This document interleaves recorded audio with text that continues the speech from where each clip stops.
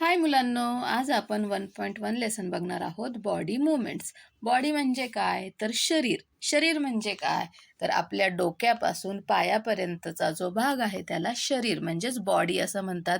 आणि मुवमेंट्स म्हणजे ते हलवणे, आपले शरीर हलवणे किंवा शारीरिक हालचाल असं त्याला म्हटलेलं जातं.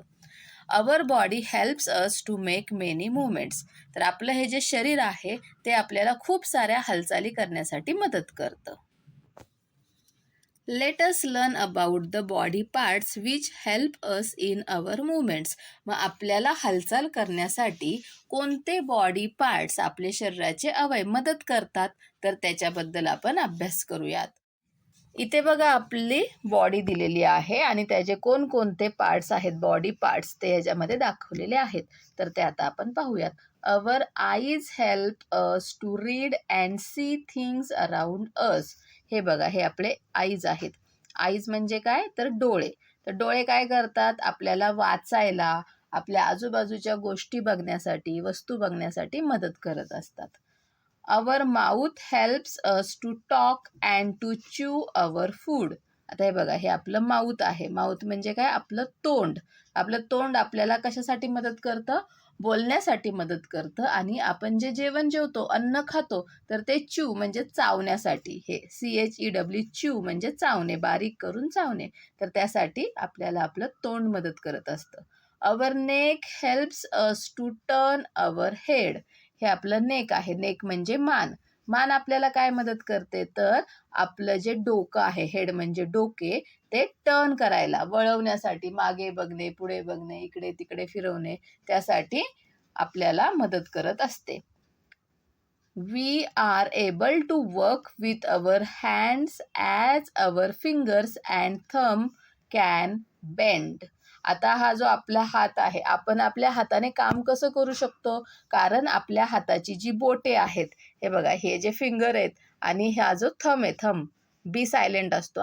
थंब काय करतो, हा अंगठा, हे बेंड होतात ना, म्हणून आपण एखादी गोष्ट अशी उचलू शकतो. हे बेंड होतात म्हणून आपण उचलता येतं आपल्याला आणि आपल्याला त्याने काम करता येतं. ठीक आहे.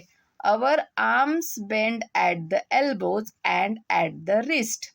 आता हे आपलं आर्म आहे, ठीक आहे, म्हणजेच की हात आहे. तर हा जो हात आहे ना, तर हा इथे ही रिस्ट आहे. रिस्ट म्हणजे काय, मनगट. हे बघा, असं मनगटमध्ये बेंड होतो की नाही, वागतो की नाही. आणि अजून कोणत्या ठिकाणी वागतो तर इथं एल्बो, कोपरापाशी आपला हात वागतो.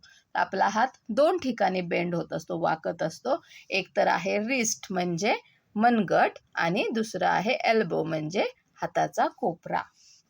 We are able to move freely because our legs bend at the knees and at the ankles.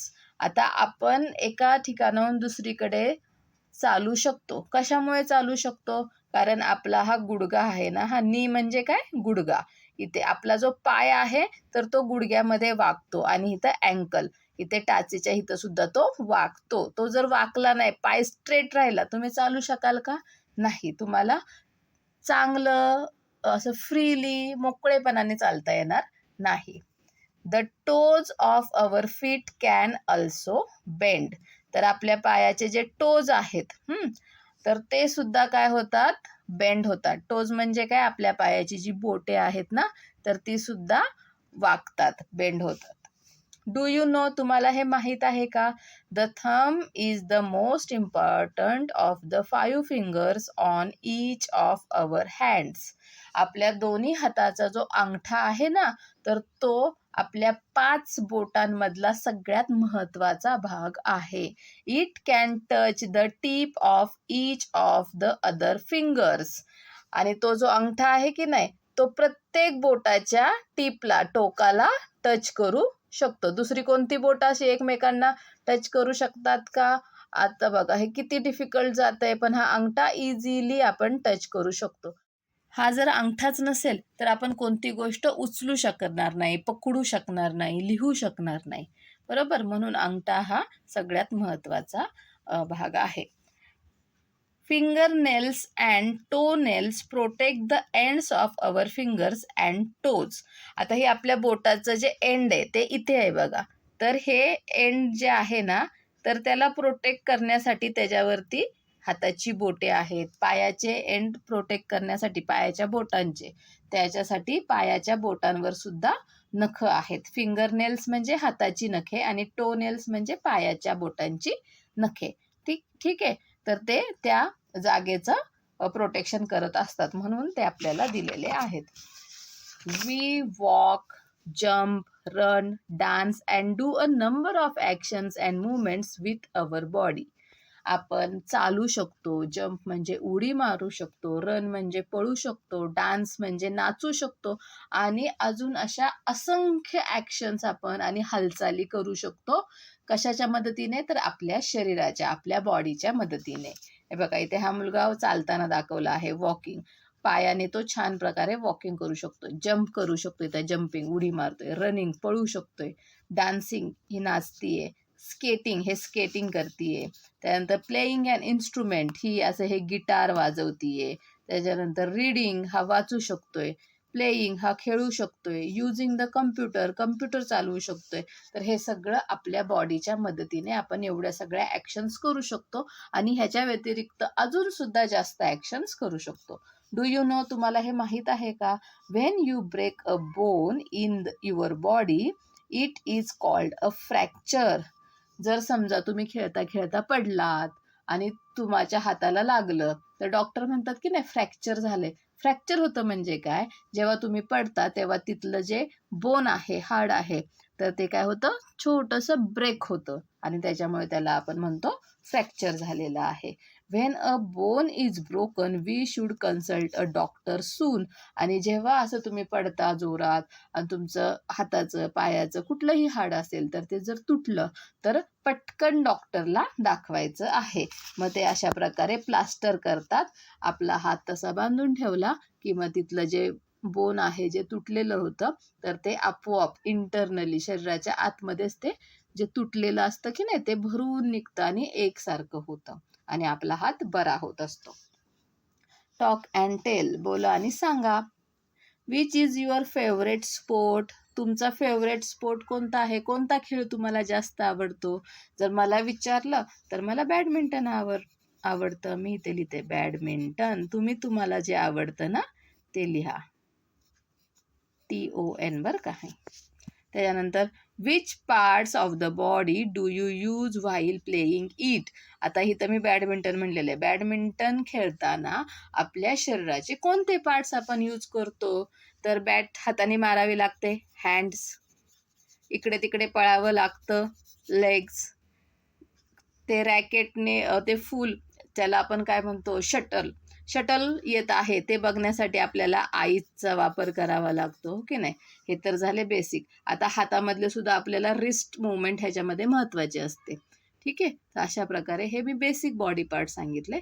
अजून आपल्याला कमरेमध्ये वाकावं लागतं, पळावं लागतं, सगळ्या गोष्टी, सगळ्या पूर्ण बॉडी पार्ट्सचा याच्यामध्ये उपयोग होत असतो. ओके. आता क्वेश्चन आन्सर पाहूयात. Answer the following questions. खालील प्रश्नांची उत्तरे लिहा. Question 1. Which body parts help us to write? आपल्याला लिहिण्यासाठी कोणता बॉडी पार्ट, शरीराचा कोणता अवयव मदत करतं? तर हँड. असं तुम्ही सिंगल आन्सर लिहू शकता किंवा hand help us to write असं फुल सेंटेन्समध्ये पण उत्तर लिहू शकता. Second, which body parts help us to walk? आपल्याला चालण्यासाठी कोणते बॉडी पार्ट्स मदत करतात? तर leg help us to walk. Okay. आता मॅच द फॉलोइंग करूयात. इथे बघा, ए ग्रुप दिलेला आहे, त्याच्यामध्ये आईज, नेक आणि माउथ दिलेलं आहे, म्हणजे ते बॉडी पार्ट्स दिलेले आहेत. आणि बी ग्रुपमध्ये help us to turn our head, आपल्याला डोके हलवण्यासाठी मदत करतात. त्याच्यानंतर हेल्प अस टू टॉक, बोलण्यासाठी मदत करतात. हेल्प अस टू रीड, वाचनासाठी मदत करतात. हे बी मध्ये त्यांचं काम दिलेलं आहे. तर आईज काय करतात? तर आपल्याला हेल्प अस टू रीड, मग इथेही मॅच करायचे आहे. नेक काय करतं? Helps us to turn our head, मग इथे हे मॅच करायचं. आणि mouth help us to talk, आपल्याला बोलायला मदत करतात, मग ते इथे मॅच करायचं आहे. Question 3. Fill in the blanks choosing the words from the brackets. आता इथे ब्रॅकेटमध्ये काही शब्द दिलेले आहेत. रिस्ट, रिस्ट म्हणजे आपलं मनगट. अँकल्स, अँकल म्हणजे टाच. नीज, नीज म्हणजे गुडघा. आणि एल्बोज, एल्बोज म्हणजे आपल्या हाताचा कोपरा. Our arms bend at the dash dash and the dash dash. आता इथं आन्सर लिहिलेलंच आहे, पण आपला हात कुठे वाकतो, कुठे बेंड होतो, आपण कुठे वाकवू शकतो हात वाकून बघा बरं. तर रिस्ट म्हणजे मनगट आणि एल्बो म्हणजे हाताचा कोपरा, याच्यामध्ये आपण आपला हात वाकवू शकतो. त्याचप्रमाणे our legs bend at the, आपला पाय कुठे बेंड होतो, तर अँकल्स. स्पेलिंग चुकलेलं आहे. ANKLES, ankles. And at the knee, आणि कुठे गुडघ्यामध्ये आणि अँकल्समध्ये, पायाच्या टाचेच्या तिथे आपण काय करू शकतो, तो वाकवू शकतो. तर समजलं लेसन? क्वेश्चन आन्सर समजले? Okay, bye bye.